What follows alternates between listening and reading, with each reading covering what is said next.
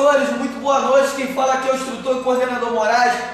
Passando aqui primeiramente, tá, para desejar uma boa noite abençoada aí para todos vocês, tá? Hoje estaremos iniciando aí mais uma live, tá? Aulão de português, não, perdão, de história, tá? Então segue essa live, que essa live vai ser muito top. E pessoal, lembrando a vocês, tá?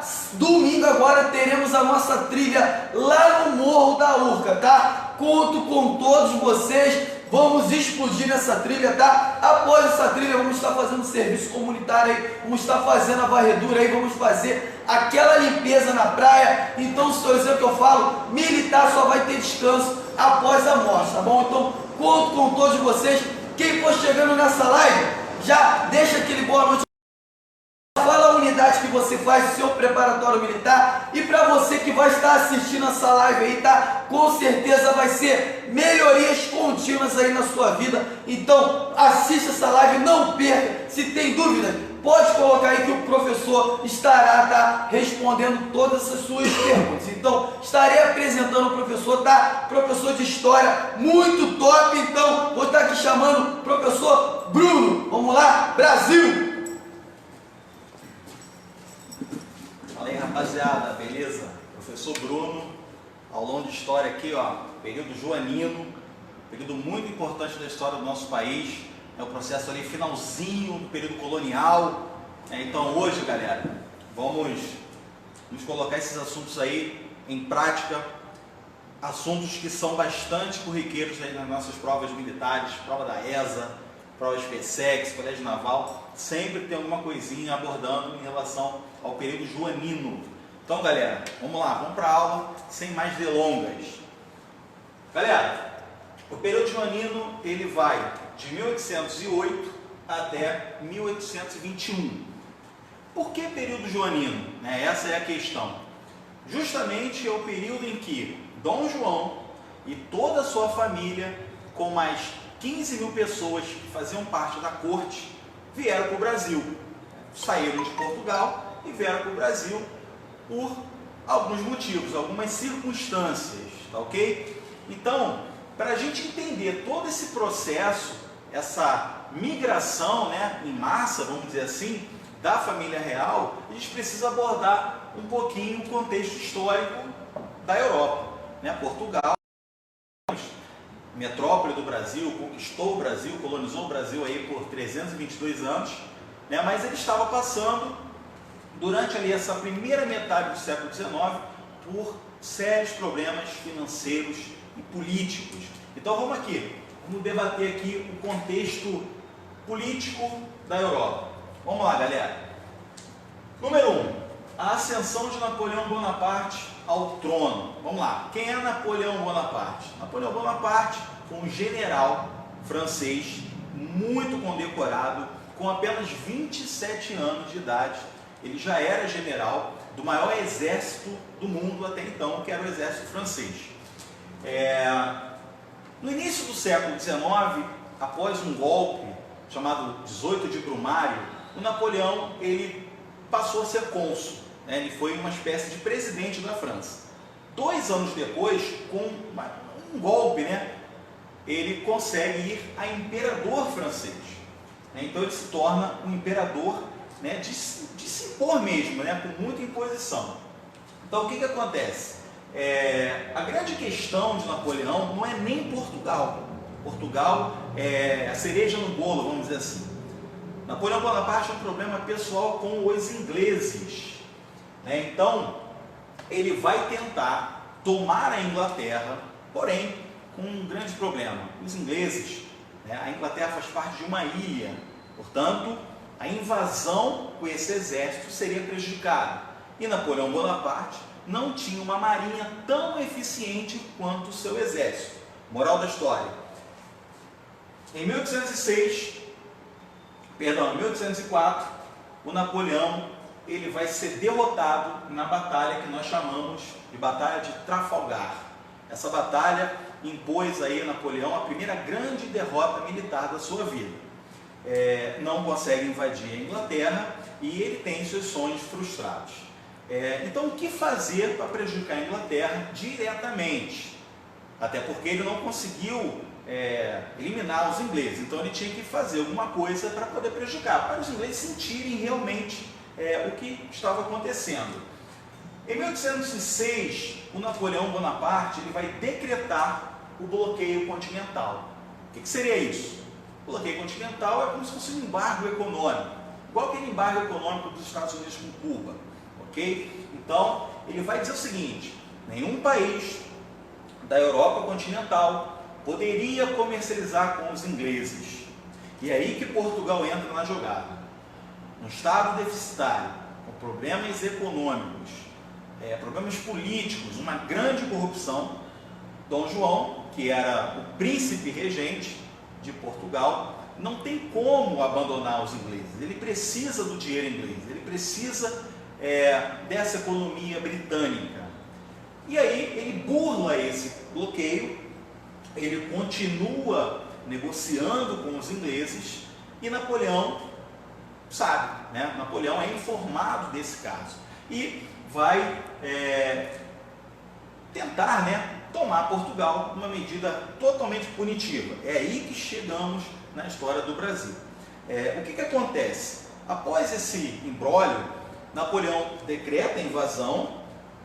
Inclusive, senhores, essa invasão ela seria pela Espanha, né? Porque na aula de geografia vocês sabem que Portugal e Espanha ficam na Península Ibérica. Portanto, para a França chegar em Portugal, ela precisaria ultrapassar a Espanha, ok? Então, isso é feito. Inclusive, o Napoleão Bonaparte ele faz um acordo com o rei espanhol, né, chamado de Tratado de Fontainebleau, e por esse tratado, o Napoleão, claro, não foi o Napoleão que invadiu, ele mandou, né, os seus generais, e o general mais famoso dessa invasão foi o general Junot.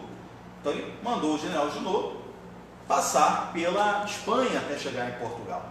Porém, o Napoleão ele rompe o Tratado de Fontainebleau e tira, presta atenção, ele vai depor o rei da Espanha e colocar o irmão dele, o José Bonaparte, para governar a Espanha. Bom, sabendo disso, políticos ingleses, a corte portuguesa vão tentar bolar uma situação, um esquema, para esse exército poderoso de Napoleão não chegar a Lisboa. E aí, o que nós temos? Uma série de conversações entre ingleses e portugueses, principalmente Dom João, que tem uma restrição. Ó, vocês precisam fugir, vocês precisam ir para o Brasil, porque no Brasil seria mais fácil vocês organizarem uma força de retaliação aos franceses. Dom João não aceita, né, ele não vê com bons olhos. Dom João, que era casado com Carlota Joaquina, uma espanhola de nascimento, eles não aceitam, eles enxergam a possibilidade de vir para o Brasil uma coisa esdrúxula, né? Inclusive eles chamavam o Brasil de Quinto dos Infernos, fazendo uma alusão ao clima, né, um clima tropical, e eles falavam que só tinha gente feia. Então, quer dizer, eles não tinham nenhuma vontade de vir para o Brasil. Porém, os ingleses vão convencer a família da única situação, da única forma de escapar do domínio napoleônico, do exército de Napoleão, era vir para o Brasil. Então a gente tem a famosa transferência dessa corte. Essa corte, ela é transferida no seguinte sentido, senhores: o Brasil, o Rio de Janeiro, ele vai ser a sede do grande império ultramarino português.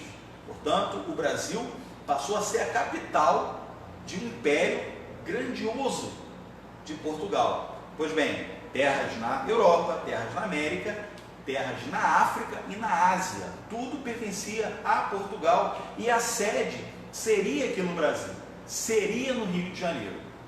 Então essa transferência, as pessoas gostam de usar muito a palavra fuga, né? Só que essa fuga, essa transferência é feita de maneira bem orquestrada, bem planejada. E vale lembrar também que quem garante essa transferência é a Marinha Britânica. Os ingleses já apresentavam uma marinha muito forte, muito eficiente desde os séculos anteriores, ok? Então a Marinha Britânica diz o seguinte: João, você pode ir com a sua família com a corte que nós iremos dar totais garantias para vocês chegarem lá. E assim foi feito.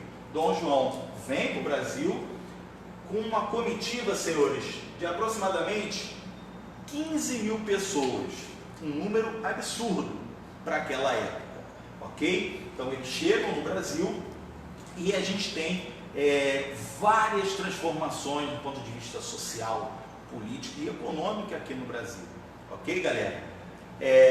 Aqui vai um bizu para vocês, principalmente em provas militares. Galera, quando se fala em chegada dessa família real, a primeira coisa é isso aqui, ó, a abertura dos portos às nações amigas. Esse ato, essa lei, ela é feita em Salvador. Ué, Bruno, mas você falou que eles vieram para o Rio de Janeiro, por quê? Por que Salvador?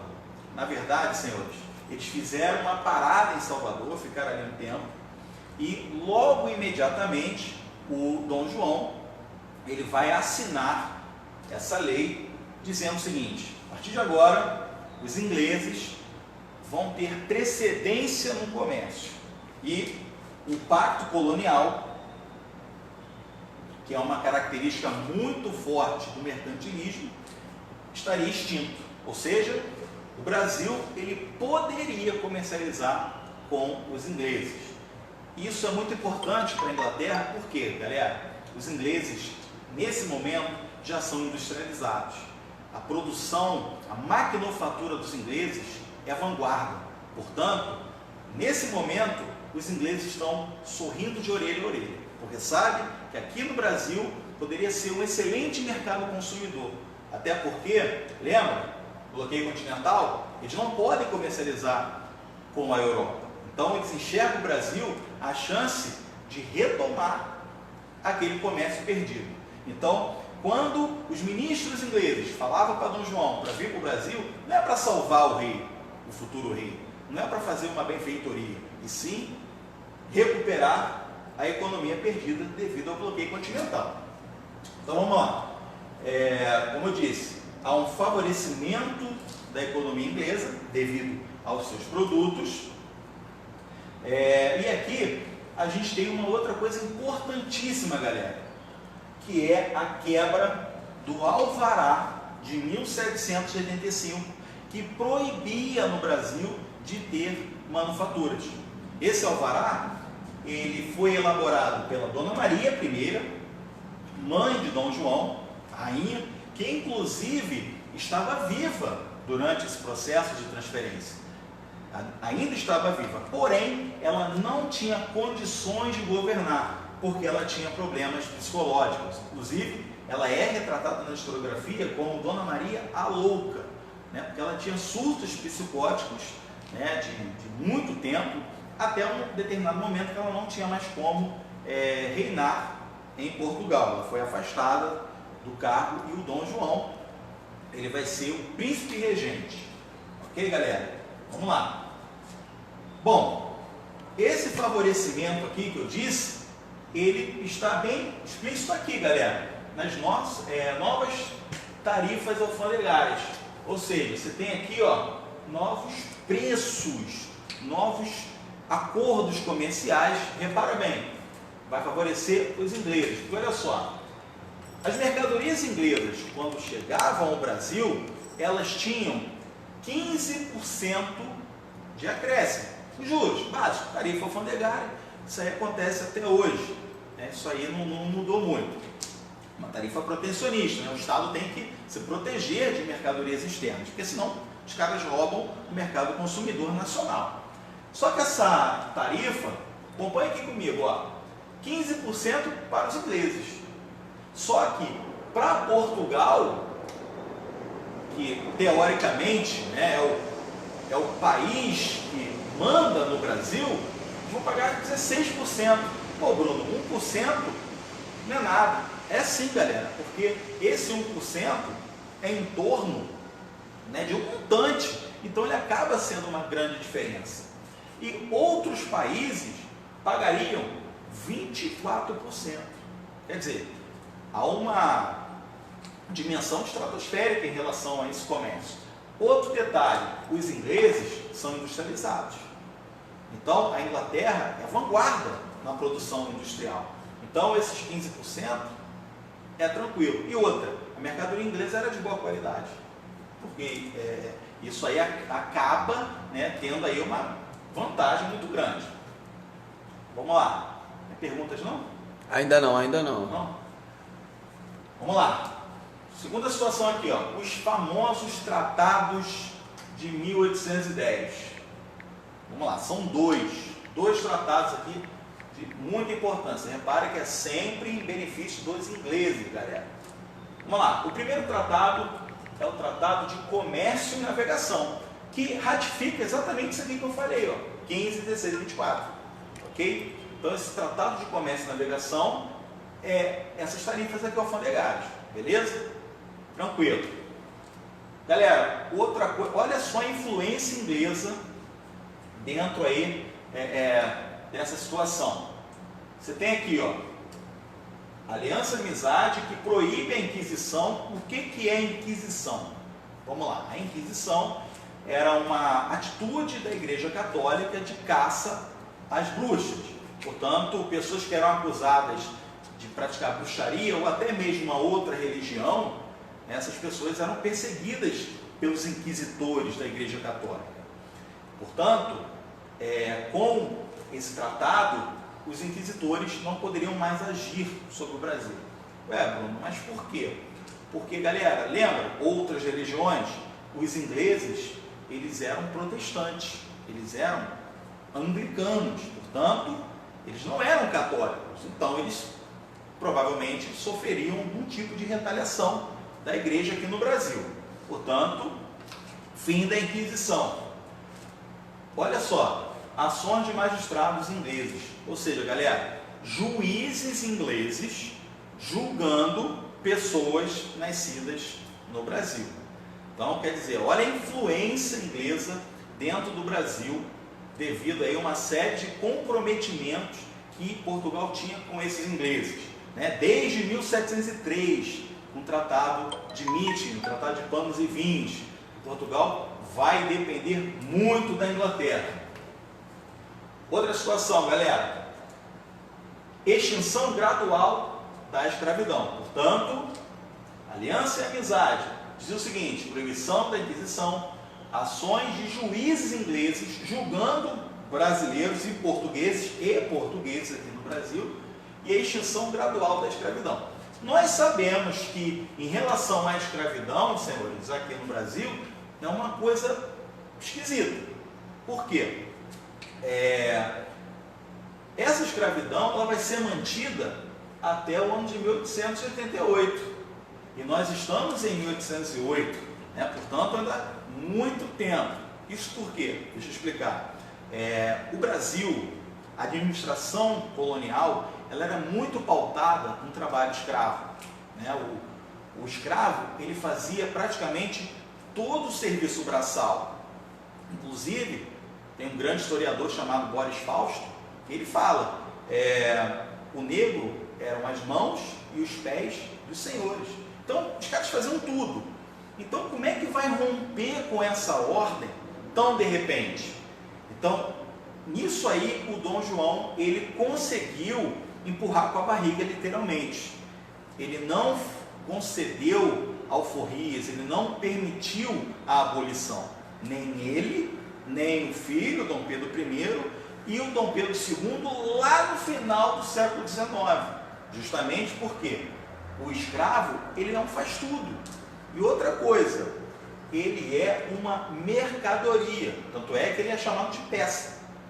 Portanto, a gente tem o quê? A gente tem uma mão de obra muito eficiente no trabalho braçal. Porém, olha o viés inglês agora. Repara bem, a aliança e amizade diz o seguinte: extinção gradual da escravidão. Poxa, os ingleses são humanos. Eles não querem que os negros sofram nas senzalas, nos campos, apanhando, sendo humilhados. Galera, aqui não é questão humanitária coisíssima nenhuma. É uma questão econômica. O escravo, ele é um trabalhador braçal, mas ele não é assalariado. Então ele trabalha na roça 18 horas por dia, na plantação de cana, na mineração mais 18 horas. No final do mês, o que ele ganha?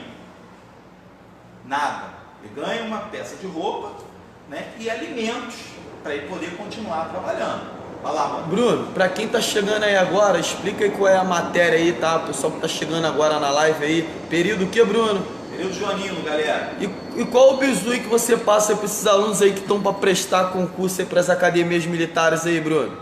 Cara, olha só, como eu disse lá no início, é um tema muito trabalhado, né, nas provas militares.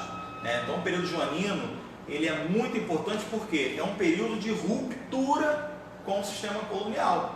Né? A gente está vindo de um século XVIII com a Conjuração Mineira, a Conjuração Baiana e a própria Conjuração Carioca, que não é muito falada. Então é um momento que as ideias filosóficas da Europa estão chegando no Brasil. Então a sementinha da independência está sendo plantada. Então, por que é um período importante? Porque é a última tentativa de Portugal se manter, né, dona do Brasil. Então, por isso que é um tema muito importante. Fechou então. Show. Oportunidade. Valeu. Então vamos lá, galera. A gente estava falando sobre essa questão do escravo. Então ele não recebe dinheiro, portanto, ele não pode comprar os produtos ingleses. Esse é o bizu, galera. A Inglaterra, ela não está preocupada com o homem que está trabalhando 15, 16, 17 horas por dia, não. Ela está preocupada porque esse escravo não recebe pagamento para poder comprar. Vai um dado aí também, galera. A cada 10 habitantes do Brasil, lá em 1808, no início do século XIX, galera, 6 eram negros. Portanto, quer dizer, mais da metade eram negros, ou seja, pessoas que não recebiam salário. Então a Inglaterra está perturbando para Portugal libertar os escravos, só que, como eu disse, Dom João empurra com a barriga, até o filho dele, o neto dele, o Dom Pedro II, permitir a abolição através, né, da filha Princesa Isabel. Vamos lá. Gente, olha só, 15 mil pessoas, cidade do Rio de Janeiro. O que é a cidade do Rio de Janeiro naquela época? Pouquíssimas ruas, não existia saneamento básico, muitos cortiços, uma pobreza muito grande, algumas casas um pouquinho melhores e tudo mais, só que acomodar 15 mil pessoas do nada não é para qualquer lugar, né? Então a gente vai ter uma primeira grande polêmica dessa corte chegando ao Rio de Janeiro, que é o seguinte: os políticos vão entender que a corte deveria ficar nos melhores locais, nas melhores casas, ok? E essas casas eram cedidas a essas famílias. E ao serem cedidas, essas casas recebiam a sigla PR, que significava príncipe regente. Eles colocavam isso nas portas. Portanto, ninguém poderia mexer com aquela família, porque aquela família era da corte. Vale lembrar o seguinte: algumas pessoas gostaram, se sentiram orgulhosas, outras não. Obviamente que o governo, ao retirar essas pessoas das suas casas, não indenizava. Então essas pessoas ficavam sem moradias. Isso gerou um grande problema também. Um outro detalhe, galera, durante a viagem dessa corte, as pessoas dessa viagem tiveram um problema seríssimo, que foi um surto de piolho. Então todo mundo tinha que raspar o quê? A cabeça. Naquela época não existiam tantos remédios, então a galera teve que raspar a cabeça. E quando chegaram no Rio de Janeiro, mulheres, homens, idosos, crianças com o cabelo raspado, os ignorantes, o povo ignorante daquela época achava que era moda na Europa. Eles queriam copiar a sociedade europeia. Então todo mundo também começou a raspar a cabeça. Então é uma grande curiosidade, né, tamanha aí a importância dessa família. Outro detalhe, gente, é a primeira vez da história que uma rainha europeia pisa em solo americano. Ela era maluca? Beleza, mas era rainha. É a primeira vez que um príncipe, uma princesa, pisa em solo americano, porque os caras governavam da Europa, eles não vinham aqui, né? Então, isso é muito emblemático. A cidade do Rio de Janeiro ela tem uma importância cultural muito grande, porque foi a primeira vez, ok? Moradias tomadas pelo governo, né, pela polícia, pelo exército, e tinha que sair. Vamos lá. A gente começa agora com as criações, né, do período. O Brasil, ele deixa de ser colônia e passa a ser Reino Unido de Portugal e Algarves. O que seria isso? O Brasil ele passou a ser uma espécie de estado de Portugal, assim como Lisboa, assim como Algarves, Sagres, enfim, ele passou a ser um estado, ok? A rigor, a gente não tem uma grande diferença, né? Porque continua sendo de Portugal, mas não é mais colônia no sentido mercantilista, né? No sentido que a gente está acostumado lá do século XVI, XVII, XVIII. Vamos lá, vamos para as criações. O Dom João ele foi um bom administrador. Criou o Banco do Brasil. Esse Banco do Brasil ele foi o primeiro da história do nosso país, e ele colocou o próprio ouro, né, da família para investir nesse banco. Ele, né, e toda essa comitiva. Então eles criaram o Banco do Brasil. A Quinta da Boa Vista, né, algo, né, para melhorar a visibilidade da cidade, né, um organismo totalmente diferente, né, lá onde infelizmente o museu pegou fogo no ano passado. Criou o Jardim Botânico, onde a galera gosta de tirar fotos para casamento, né, 15 anos e tudo mais. Criou a Polícia da Corte. Atenção, galera, a Polícia da Corte hoje, ó, seria a nossa PEMERG, lá em 1809, ok? Então, dando origem à Polícia Militar do Estado do Rio de Janeiro, criada com Dom João. Criou a Casa de Suplicação, maior corte de justiça do Brasil. E a primeira imprensa do Brasil, a imprensa régia, também uma grande novidade. Vocês podem observar que tivemos aqui criações importantíssimas, né? A Biblioteca Real, que hoje é a Biblioteca Nacional, né? Vários livros que vieram com essa comitiva, ok? Então, também criação de Dom João. Criações que precisa de dinheiro, né? E de onde vem esse dinheiro? Esse dinheiro vem praticamente dos impostos, né? Então a galera tinha que pagar imposto para o Estado poder construir. Só, galera, que esses impostos eram altíssimos, e isso vai afetar principalmente o Nordeste, principalmente Pernambuco, né? O atual estado de Pernambuco é um estado que sempre se revoltou, com razão, contra o governo, devido à exploração, devido à falta de participação política, né? Então a gente tem em Pernambuco um estado muito combativo, né? Desde esse período, né, da insurreição pernambucana. Então a gente tem em Pernambuco a Revolução Pernambucana, que também pode ser chamada de Revolução dos Padres.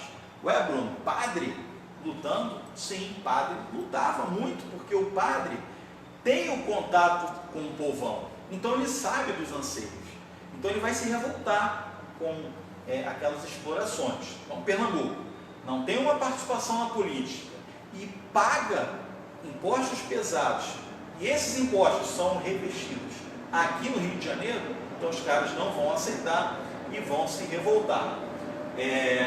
Os principais líderes, temos aqui o João Ribeiro, o Domingos José Martins e o Miguelinho, talvez o padre mais famoso aí da época, né? Eles eram padres, João Ribeiro, Domingos e Miguelinho, e o José de Barros, chamado de Leão Coroado, né? O grande expoente dessa revolta. era chamado assim por causa dos cabelos, né? Os cabelos longos que ele possuía, né? Um cara que tinha uma certa formosura.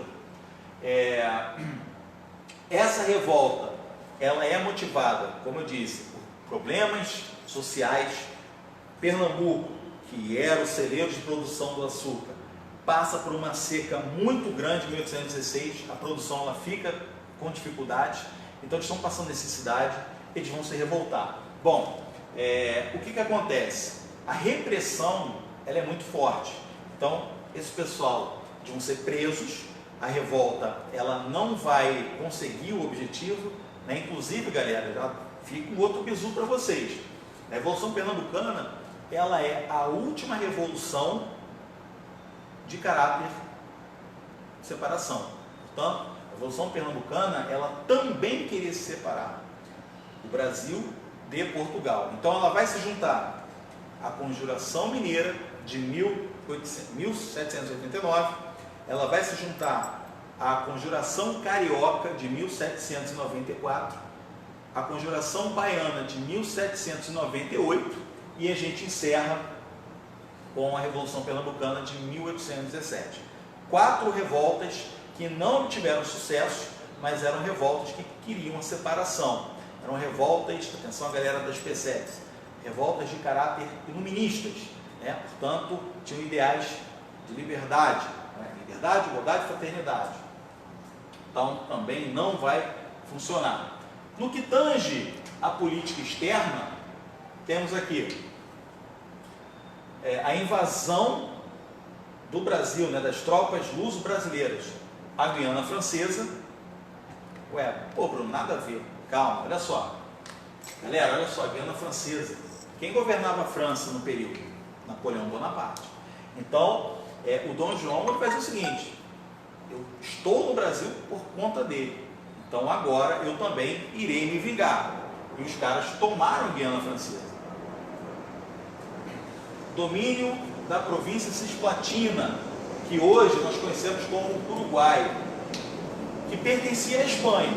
Só, galera, que lembra, lá no início, o Napoleão, ele colocou o irmão dele, José Bonaparte, para governar a Espanha. Portanto, a província Cisplatina também tinha a ver com a França. Portanto, a invasão nesses territórios é diretamente em relação ao Napoleão lá na França, ok? Bom, galera, a gente está chegando aqui na parte final. O que acontece? O Napoleão Bonaparte, ele vai ser derrotado em 1815. Né? Primeiro ele vai ser derrotado na Rússia, né, por um cara chamado General Inverno. Né? Ele vai com mais de 100 mil soldados e volta com menos de 20 mil em frangalho. Então ele é derrotado, ele é capturado e depois ele ainda governa por mais 3 meses e aí definitivamente ele é derrotado em 1815 na Batalha de Waterloo. Bom, foi preso pelos ingleses, colocado lá em Santa Helena, isolado de tudo e de todos, e aí, teoricamente, não havia mais a necessidade de Dom João permanecer no Brasil. Ok? No mesmo ano, 1815, a gente tem o Congresso de Viena, né? Eu tinha abordado aqui também, mas deixei para a gente fazer o encerramento aqui. O que foi o Congresso de Viena, galera? O Congresso de Viena teve uma grande importância no cenário europeu. Por quê? Porque vai reunir os países que foram afetados diretamente pela política napoleônica. Então a gente tem, obviamente, como aconteceu em Viena, a gente tem a Áustria participando, a gente tem a França participando, a gente tem a Rússia participando, a gente tem a Prússia, que hoje a gente conhece como Alemanha, participando, a Inglaterra, porque tinha que participar, e Portugal diretamente ali, uma vez que o príncipe regente estava aqui no Brasil. Então esse congresso, ele tratou do quê? Simplesmente, vamos voltar o que era antes.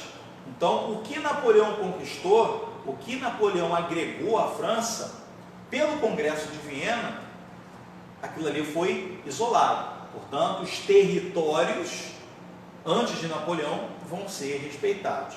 Ok? Então, a gente tem a formação de uma santa aliança, um grupo de países para impedir avanços de qualquer outro governante autoritário, né? E automaticamente esse Congresso ele vai recuperar a paz na Europa. Portanto, o Dom João VI, que estava no Brasil, ele tinha que voltar para Portugal, ok? Isso em 1815, galera. Só que aí vem a simpatia que o príncipe passa a ter em relação ao Brasil. Então, no início ele não queria vir, né? Humilhava os brasileiros e tudo mais. Agora, ele não quer mais voltar, ok? Então, de 1815 até 1820, o Dom João ele vai conseguir ficar no Brasil. Até que a gente tem a famosa Revolução Liberal do Porto, que ela é liberal, mas ela é muito antagônica. Ou seja, liberal, mas querendo a volta do mercantilismo, do pacto colonial. Então, é um liberal meio fajuto. Então, a gente tem aqui, ó, as principais exigências. Primeiro, o retorno do rei. Isso porque, galera, o Dom João ele foi proclamado rei em 1818. Então, aqui ele já era o rei, Dom João VI. Antes de 18, príncipe regente, Dom João. Beleza? Então, o retorno desse rei, simplesmente, a volta do pacto colonial, ou seja, acabar, aqui em Moraes, assim, acabar com essa tarifa, né, de que protege a Inglaterra, e voltar o mercantilismo, né, que é o protecionismo, é o pacto colonial, é o intervencionismo, né, é a balança comercial favorável e o metalismo, né, as 5 características do mercantilismo, aquela coisa que era complicada para a colônia. Então os caras queriam tudo isso de volta. Como é que é liberal? É liberal porque para eles querem coisas mais vantajosas. Por exemplo, o juramento de uma nova Constituição. Portanto, Dom João ele tinha que voltar a Portugal e jurar uma Constituição liberal. Mas o que seria esse liberal? Seria o seguinte: Dom João ficaria abaixo da lei. Na Constituição anterior, o Estado português era um Estado absolutista. O rei estava acima da Constituição. Nessa, ficaria abaixo. Então, quem governaria? Os ministros, os políticos, né? Seria uma monarquia constitucional, como é na Inglaterra, inclusive até hoje. Tem lá a rainha, mas é o parlamento que decide. Então, eles queriam isso aqui. Portanto, para eles, liberal, mas para o Brasil, a volta desse pacto colonial. Por quê, galera? Está acontecendo, aí a gente vai explanar um pouquinho, está acontecendo na América um processo de separação. Então, os países, os nossos vizinhos, estão se separando. Os Estados Unidos se separaram e disseram o seguinte: é possível a gente romper com os laços coloniais. Isso vai incentivando, né? A própria Revolução Pernambucana é inspirada também no fim do colonialismo norte-americano, ok? Então, eles tinham medo disso acontecer no Brasil. Então, eles queriam apertar mais ainda através do pacto colonial. Só para a gente, né, raciocinar a esse respeito. Então, o rei voltaria nessas condições. E aí, o que ele faz? Dom João reluta, mas ele acaba tendo que voltar. Por quê? Porque ele vai observar o seguinte: se ele fica no Brasil, ele perderia Portugal, né? Ele perderia a chance de continuar sendo um rei em Portugal. Então ele entende o seguinte: ele prefere voltar e manter o Brasil como sua colônia. Em relação a isso aqui, ó, pacto colonial, Constituição Liberal, isso aí seria conversado depois, mas a priori ele tinha que ir realmente, ele tinha que voltar para sua pátria mãe e deixar o Brasil com o filho mais velho, o Dom Pedro de Alcântara, que a gente vai conhecê-lo como Dom Pedro I. Então, reluta bastante e um dia lá qualquer, ele se reúne com o filho, o Dom Pedro, que era uma pessoa muito popular, tem várias histórias de Dom Pedro, um cara que era amado pelas pessoas, e ele tem uma conversa seríssima com o filho, caminhando, e diz o seguinte, já sabendo da conjuntura internacional, ele fala o seguinte: Pedro, se eu tiver que perder o Brasil para alguém, que eu perca para você, não para esses aventureiros. O que ele estava querendo dizer? Ele estava querendo dizer exatamente do processo de independência da América Latina, porque existiam líderes populares nesses países, como por exemplo Simão Bolívar, o San Martín e O'Higgins, então 3 líderes populares, os famosos libertadores da América. Inclusive a taça que o Flamengo acabou de receber, acabou de ganhar, a Copa Libertadores, é em homenagem a esses caras, a San Martín, O'Higgins, Bolívar, e depois eles colocaram lá Dom Pedro I também, para o Brasil não ficar fora. Mas enfim, então a partir disso tudo, senhores, a gente tem a volta do rei a Portugal, e a regência de Dom Pedro I, ok? Então é um conteúdo aí, como eu disse, muito importante, muito bacana de ser trabalhado. A gente tem várias fontes aí a esse respeito, e Horácio, quer falar alguma coisinha? Então eu vou só meu Chico, só vem mais um pouquinho para cá, Bruno. Aí, muito bom. Aqui, vem para cá, para esse lado aqui, Bruno. Vamos lá. Pessoal, então essa é a nossa aula de história aí, tá? Eu espero que todos vocês em si puderem em si aprender algo, tá? A live em si, ela vai ficar salva aqui. Vocês podem em si compartilhar, podem em si estar enviando para os seus amigos. Pessoal, Bruno, hoje você já é professor de história há quanto tempo aí? 15 anos.